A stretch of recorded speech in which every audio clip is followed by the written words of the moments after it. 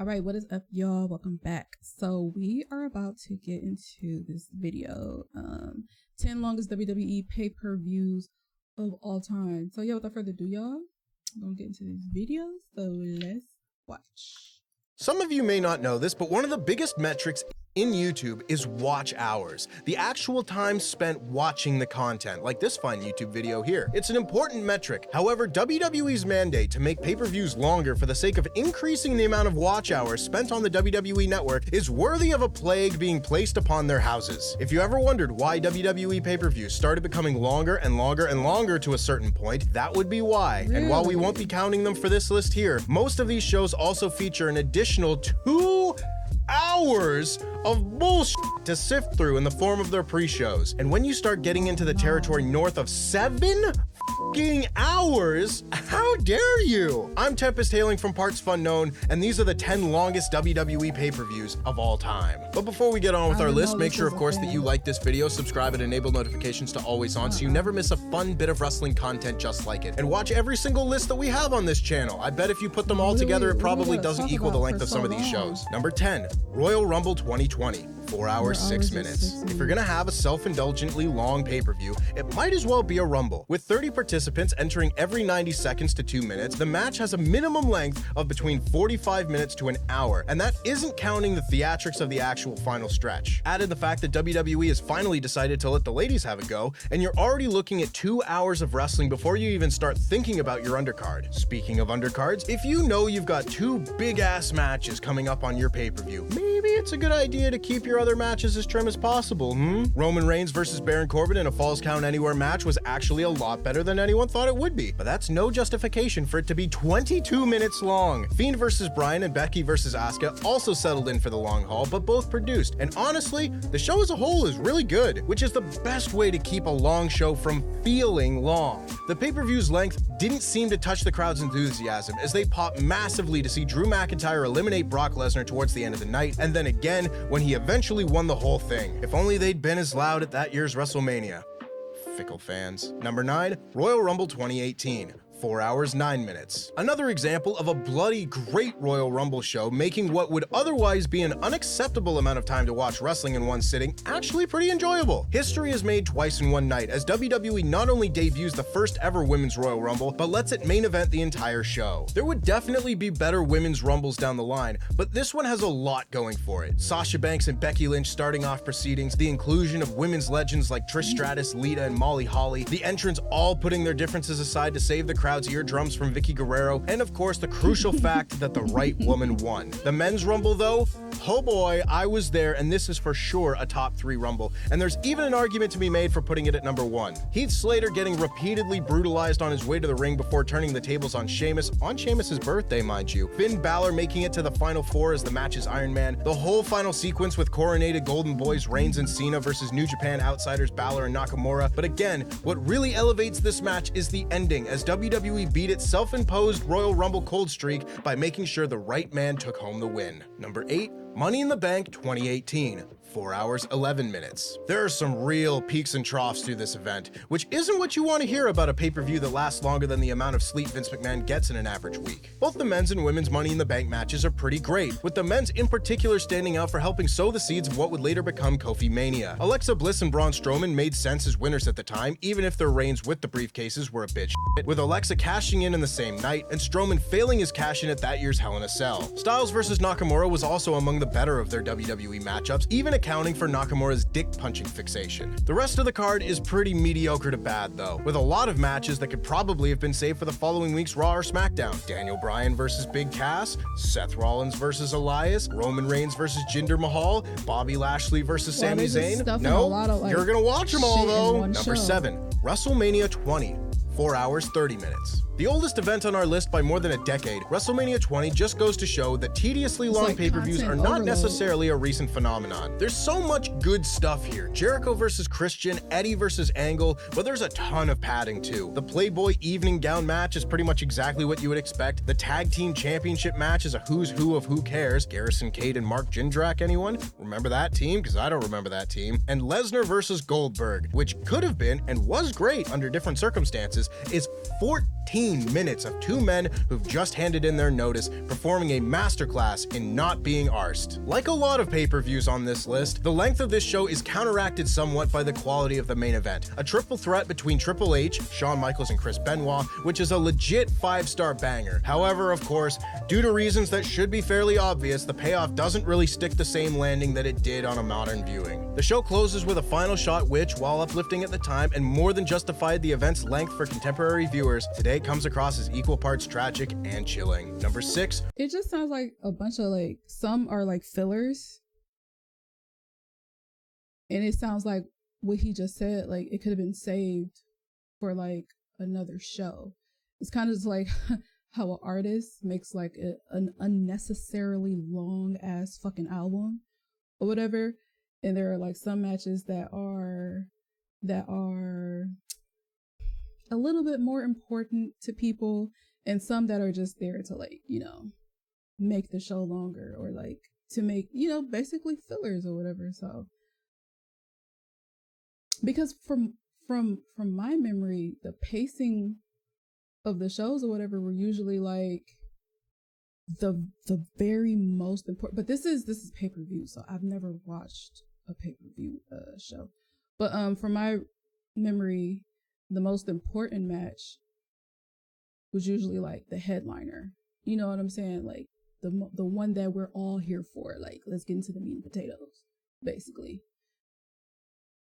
That's just from what I remember. Like, yeah, there were some good matches like in the beginning, maybe in the middle, but the really most important one was usually at the end. It just sounds like,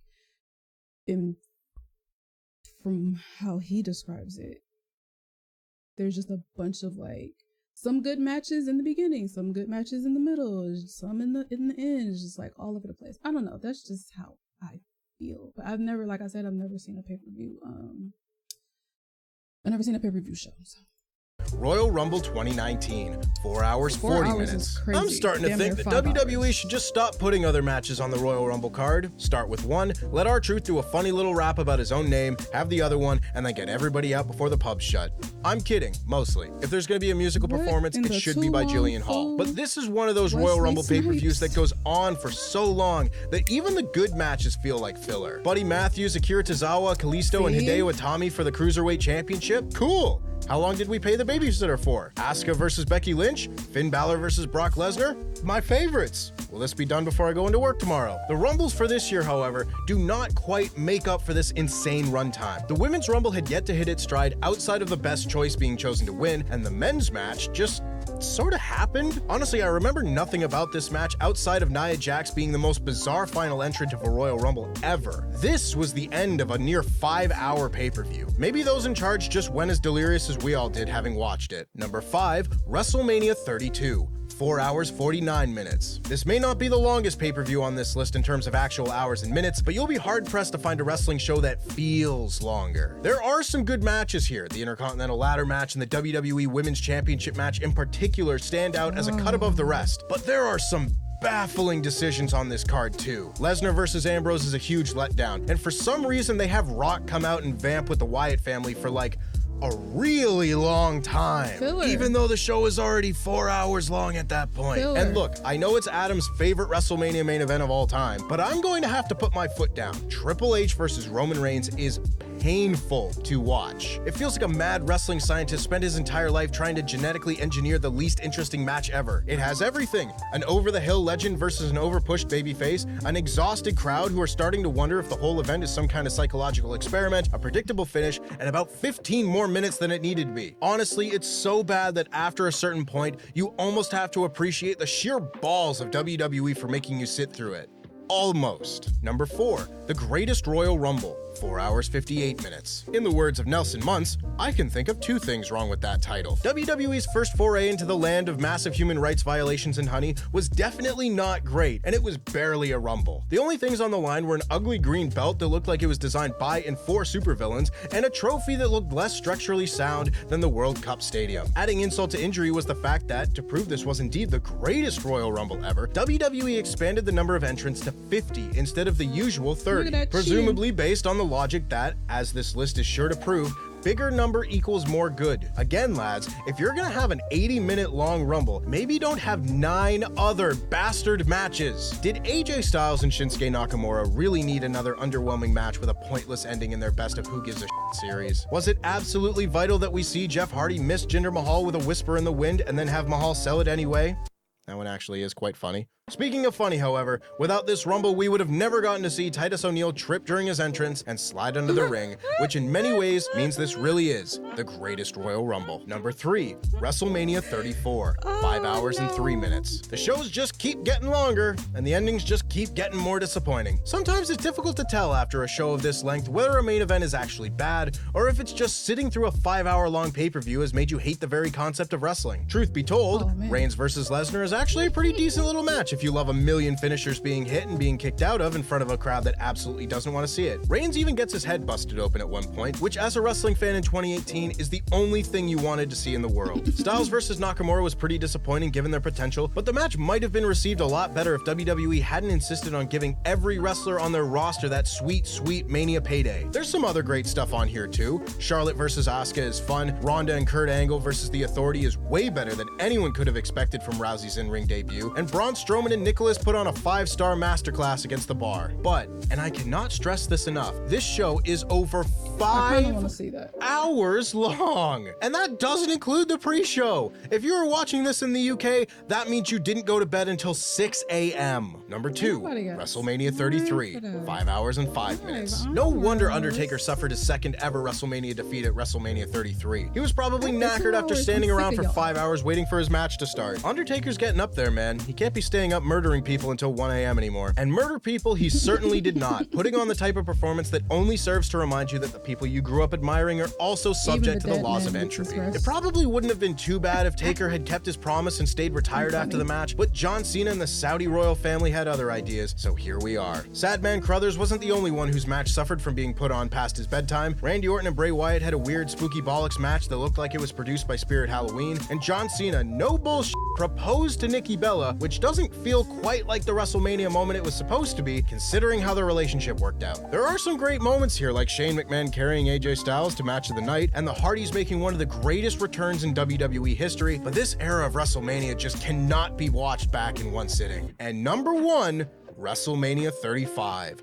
5 hours and 20 minutes. Humans weren't built to do anything for an uninterrupted 5 hours and 20 minutes straight, except sleep and argue with strangers on the internet. Make sure to leave a comment below. If you watched Infinity War and Endgame back to back, it would only take 10 minutes longer than it would take to watch WrestleMania 35, and that's with credits. And not including the pre-show. The worst thing about this show is that it actually isn't that bad. It just takes forever. Sometimes I wake up in the middle of the night and I worry that it's still going on. Sure, there are some stinkers on this show, like Samoa Joe defending his United States title against Rey Mysterio in a 1-minute match, or Kurt Angle being retired by... Sorry, it says here Baron Corbin, but surely that can't be right. Either way, Seth Rollins versus Brock Lesnar is a hot opener where the right man won, and Kofi versus Bryan is a great match that leads to an all-time great WrestleMania moment in the heartwarming climax to Kofi Mania. The women's triple threat underdelivers a little, and the ending is a bit of a mess, but what really lets it down is that it's being performed in front of an audience that's genuinely begun to wonder if they'll have to start getting their mail delivered to the arena. Historic, glass-shattering main event, is it, ladies? That sounds nice, but a couple of quick questions before we start. Have I died, and is this purgatory? And that's our list. Which wrestling event did you feel like was going on? Bring a tent, a sleeping bag. Make sure you got some snacks. 5 hours is crazy. Oh, I don't want to be nowhere for that long. And you have to... How far are the bathrooms? Like, no, it's too many people. Like 5 hours? Jesus Christ. But yeah, it's a lot of fillers, pretty much. Like, I don't want to watch people fight for 5 hours. I'm sorry. After that, I feel like I'm gonna want to fight. I'm gonna want to fight somebody, for real. But that's gonna do it for this reaction. 5 hours. Leave some comments down below, and I'll see y'all later.